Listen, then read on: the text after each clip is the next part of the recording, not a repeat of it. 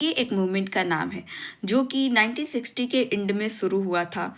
तो उस टाइम क्या है कि सबको इक्वलिटी नहीं मिला हुआ था, उनके बातों को इग्नोर किया जाता था और क्या है, रूल्स को फॉलो किया जाता था, प्रोसीजर्स को फॉलो किया जाता था, बहुत ही टाइम ले लिया जाता था किसी भी जजमेंट के लिए। सो उस टाइम इस मूवमेंट को लाया गया। की ideas of NPA social equality, जो भी पब्लिक सर्विसेज होती है वो बिल्कुल फेयर होना चाहिए और जस्टिस होना चाहिए। Citizens responsiveness, meeting the needs of the public, जो पब्लिक का डिमांड है, जो उसका ज़रूरत है वो मिलना चाहिए। Centralisation and participations involving people in decision making, जो भी डिसीजंस होने चाहिए वो जो वहाँ के लोग हैं उनकी इच्छा के अनुसार होना चाहिए, ताकि उनको ये लगे कि वो उसमें इन्वॉल्व है और वो खुश होने चाहिए।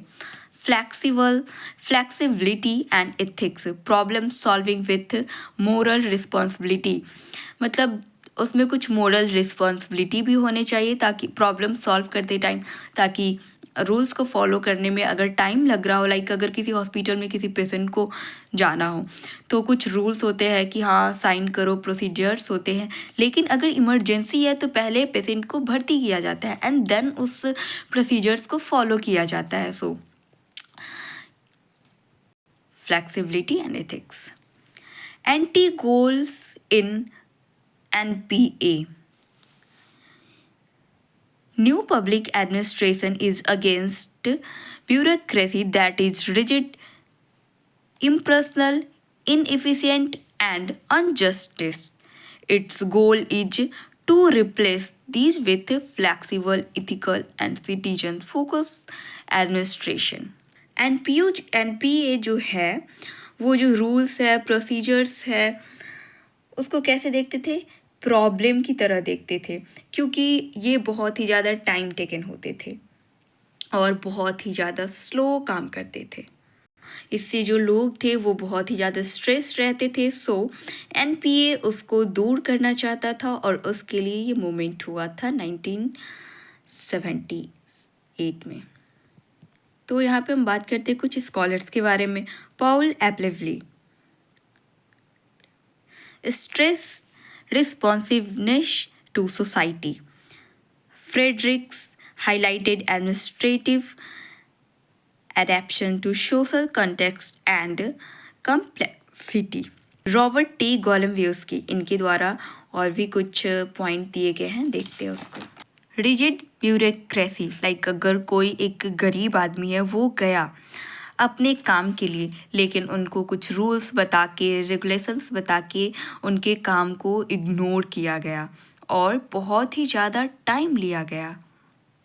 Efficiency, slow procedural and unresponsive administration, तो दोनों में यही है कि अगर किसी काम के लिए हम जाते हैं तो हमको रूल्स और प्रोसीजर्स बता के उस काम को इग्नोर कर दिया जाता है। ये नहीं देखा जाता है कि हमको उस काम के लिए कितना इमरजेंसी है, कब हमको उसका नीड है। Impersonality, treating citizens as cases और नंबर्स रेदर देन ह्यूमंस, तो जो वहाँ के लोग हैं, ह्यूमंस हैं, उनको एक नंबर की तरह ट्रीट किया जाता था, ह्यूमंस की तरह ट्रीट नहीं किया जाता था। Resistance to change, avoiding innovation और एडेप्टेशन टू सोशल नीड, तो सोशल नीड्स को अवॉइड किया जाता था, इनोवेशन को भी अवॉइड किया जाता था। Neglect of social equity, ignoring justice, fairness, and the need of marginalized groups, तो मतलब यहाँ पे भी देख रहे हैं कि जस्टिस, फेयरनेस, इन सबको क्या किया जा रहा है? इग्नोर किया जा रहा है और इसका हमको ज़रूरत है कि इसमें चेंजेस आए।